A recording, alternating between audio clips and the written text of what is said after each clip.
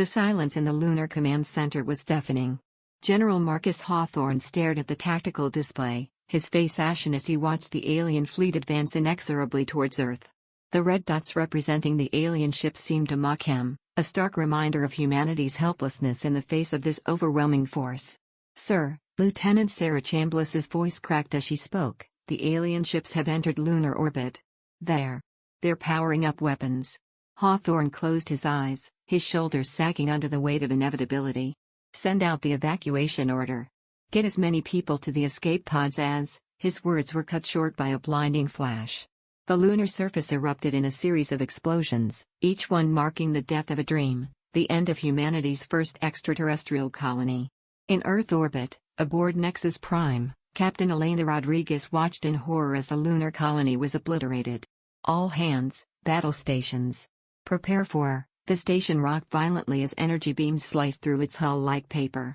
Alarms blared, quickly drowned out by the screams of the dying and the hiss of escaping atmosphere. Rodriguez fought her way to the communication console, knowing these might be her last words. "Mayday, Mayday. This is Nexus Prime. We're under attack. The lunar colony is gone.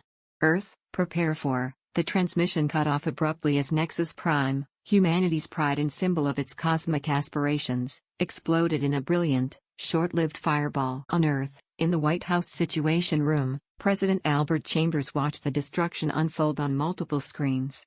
Each lost signal, each snuffed-out life, felt like a personal failure. "Mr. President," the Secretary of Defense said, his voice barely above a whisper, "the alien fleet. They're entering Earth orbit." Chambers straightened, his jaw set. "Open all channels. If they want to talk, let's talk." The main screen flickered to life, revealing the avian features of the Busnar commander. Its beak clicked in what might have been amusement or disdain. "People of Earth," the alien's voice grated through the translator, "we are the Busnar, and this system now falls under our protection." Chambers stepped forward, his voice steady despite his racing heart. "We've done nothing to provoke this attack." "Surely we can." Silence. The Busnar commander interrupted. "You will listen. For our continued protection we have requirements. Resources to fuel our fleets. When we return you will be expected to pay tribute in heavy elements. Failure to comply will result in the eradication of your species." The screen went dark, leaving the room in stunned silence. "Can we meet their demands?" Chambers asked, turning to his advisors. The Secretary of Commerce shook her head. "We can work toward it, but they didn't ask for quantities of anything. Not that it looks like we have a choice." Chambers slumped into his chair.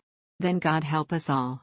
Everyone, we need options. We lost too many good people today and they felt the need to make us feel lucky we survived it all." Several systems away, aboard the HMS Audacity, Captain Emily Shore received the encrypted transmission from Earth. Her blood ran cold as she absorbed the devastating news. Addressing the crew, the captain announced, "Earth has been attacked. If you had family among the crews of the destroyers, the lunar or Mars bases or orbital stations, we are sorry for your loss.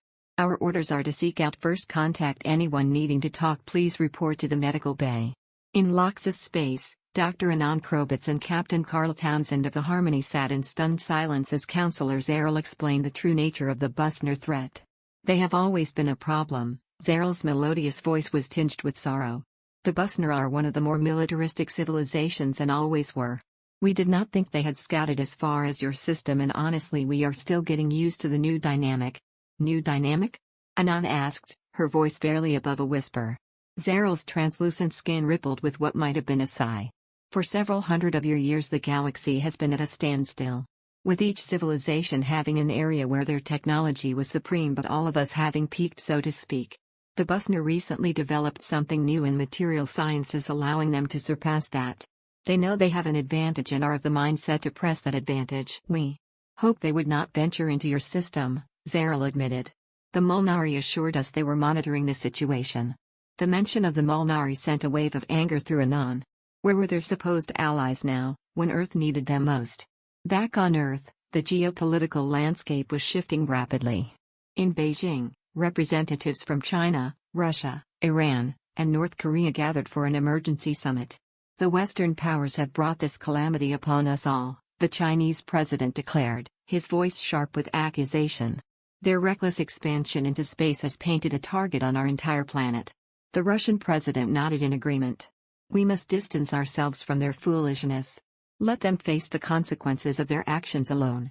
The Chinese president added, we have begun our own program to contact our interstellar neighbors. As news of this summit spread, other nations began to waver in their support of the Western Alliance.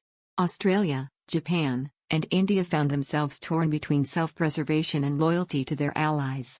In Washington, D.C., President Chambers faced a barrage of questions from both domestic and international press. Mr. President, one reporter called out, how do you respond to accusations that the West's space program is responsible for the Busnar attack? Chambers gripped the podium, his knuckles white. The Busnar threat is not the result of any one nation's actions. This is a challenge facing all of humanity.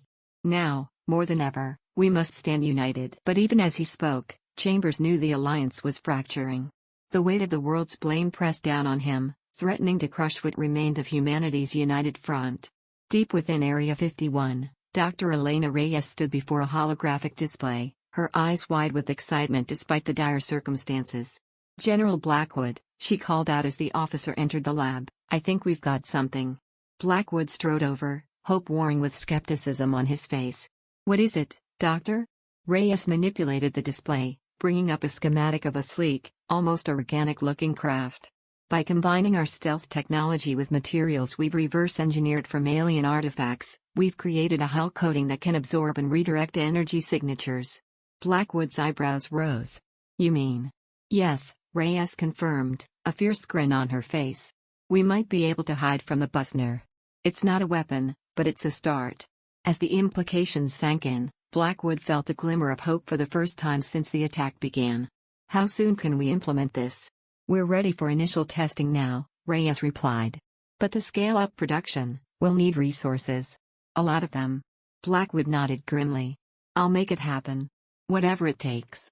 In orbit around a distant, fungal-covered world, the HMS Audacity hung motionless, its crew captivated by the alien beauty before them. It's incredible, Lieutenant Raj Patel breathed, staring at the view screen. An entire planet covered in a single, interconnected organism. Captain Emily Shaw nodded, her earlier guilt momentarily forgotten in the face of this cosmic wonder. Any response to our hails? The communications officer shook her head. Nothing we can interpret as language, Captain. But there are patterns in the electromagnetic emissions from the surface. They might be trying to communicate. Shaw frowned, considering their options. They had stumbled upon something truly alien. She wanted to return to Earth. The Audacity was the last destroyer standing. But her orders were clear, stay away. She could read into them. If the alien threat changed their mind, the Audacity would be the last of humans anywhere. Keep trying, she decided. As the Audacity's crew worked to establish contact, it became more and more apparent the signals from the planet were directing them to a landing area or an area to avoid. It was hard to be certain. On Earth, as nations scrambled to meet the Busnar's impossible demands, a glimmer of hope emerged from an unexpected quarter. The Loxyz, true to their word, arrived with a small fleet of light freighters. The Harmony leading them to Earth.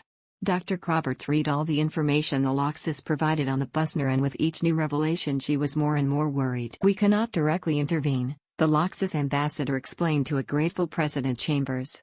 But we can provide the means for your people to trade, to gather the resources you need. It wasn't nearly enough to meet the Busnar demands, but it was something. A lifeline, however slim. As Earth's remaining space assets were repurposed for emergency resource gathering, a familiar ship appeared at the edge of the solar system. The Mulnari had returned. Ambassador Harlock was gone, replaced by a new diplomat named Zarin. The new ambassador's skin rippled with patterns of distress as he addressed the hastily assembled Earth Council. We apologize for our absence, Zarin began, his voice modulated to convey sincerity. The Busnar threat was unexpected. We were unprepared. The gathered human leaders exchanged glances of disbelief and barely suppressed anger. Unprepared? President Chambers echoed, his voice tight with controlled fury. Our lunar colony is gone. Nexus Prime is destroyed.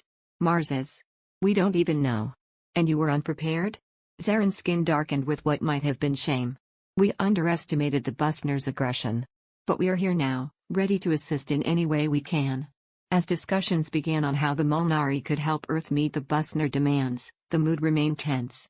Trust, once broken, would not be easily repaired. Back on Earth, In the war room of the hastily established Western Alliance Global Defense Center, military leaders from around the world gathered to assess their options. The Secretary of the U.S. Space Force presented the details of the stealth technology that was revealed to him from Area 51. "We have this for Stage 2 as soon as we can implement it," the Taiwan General, Lei Wei, leaned forward. "What is Stage 2? Hawthorne nodded grimly. "General, we are outmatched, outgunned. Stage 1 is meeting their demands so we can keep on keeping on. Stage 2," he said the word with a hint of hatred, "is the finding out portion of their action." As the discussion continued, a junior officer burst into the room. "Sirs, we received a transmission. From the Audacity, they have made contact with a new species and waiting for orders to return to Earth." "Well," President Chambers said, breaking the silence, "it seems the galaxy is full of surprises. Let's hope this one works in our favor for a change." As the meeting resumed, the weight of Earth's precarious position hung heavy in the air. The Busnar threat loomed large, alliances were strained, and new, unknown factors were emerging from the depths of space. The Western Alliance were preparing to launch their remaining space assets to see about repair and restoration of Nexus Prime, the lunar colony. The first mission of the Loxyz light freighters to visit Mars check for survivors, assess the station and colony damage.